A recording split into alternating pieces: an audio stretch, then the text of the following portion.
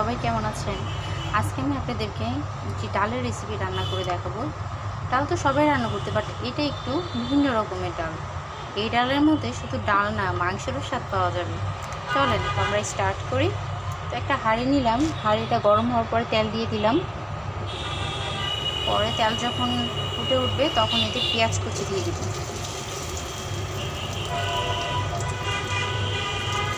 পেঁয়াজ কুচি দিয়ে দিব, পেঁয়াজটা ভেজে নেব।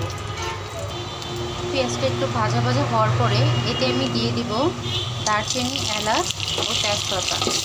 খুব ভালো করে নেড়ে নিই। ওইতে দিয়ে দেব হাফ চা চামচ আদা বাটা ও হাফ চা চামচ রসুন বাটা, দিয়ে ভালো মতো নেড়ে নেব। তো এতে দিয়ে দেবো শুকনো উপকরণগুলো, দিয়ে মশলাটা ভালো মতো কষাতে হবে। মশলাটা ভালো মতো কষাতে হবে যাতে এর কাঁচা গন্ধটা না থেকে যায়।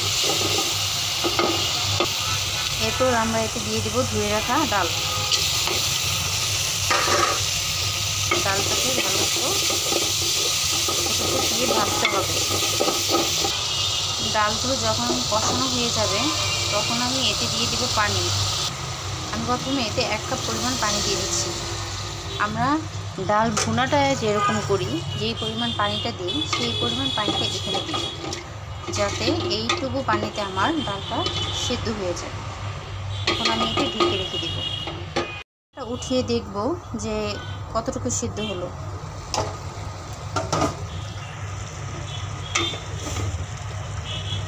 আমার ডালটা সিদ্ধ হয়ে গেছে। একটা এখন ডাল ভর্তা দিয়ে দেব।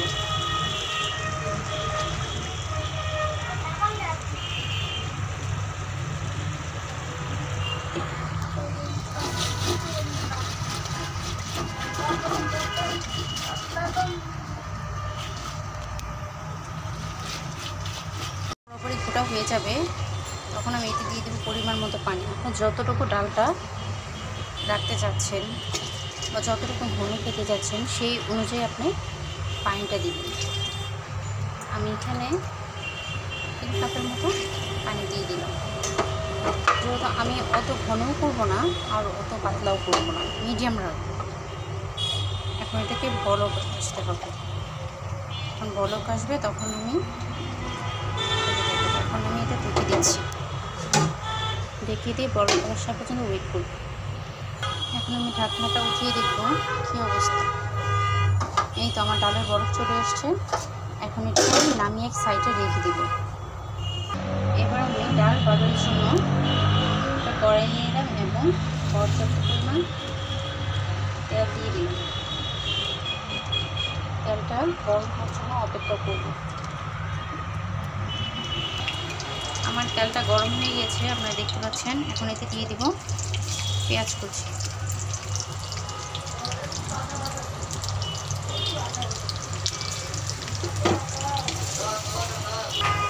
আমার পেঁয়াজটা ভাজা ভাজা হয়ে গেছে, তো এটা এখন আমি ডালের মধ্যে দিয়ে দিব।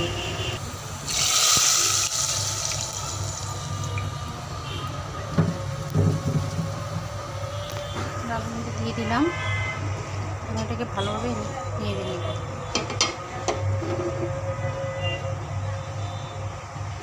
এখন একটা বলক আসতে হবে। দেখতে পাচ্ছেন আমার ডালটা কত সুন্দর একটা কালার এসেছে। আপনারা বুঝতেই পারবেন না এটা কি মাংস খাচ্ছি না ডাল খাচ্ছি। করে দিচ্ছি সামান্য পরিমাণ মাংসের মশলা। এটা অপশনাল, এটা আপনি চাইলে দিতেও পারেন নাও দিতে পারেন, এটা আপনাদের স্বাদের উপর ডিপেন্ড করে। আমার ভালো লাগে তাই আমি সামান্য পরিমাণ দিয়ে দিয়েছি। তো এই তো আমার ডাল রান্না হয়ে গেছে। আশা করি সবাই ভালো লেগেছে। সবাই একবার হলেও ট্রাই করে দেখবেন। আসসালামু আলাইকুম।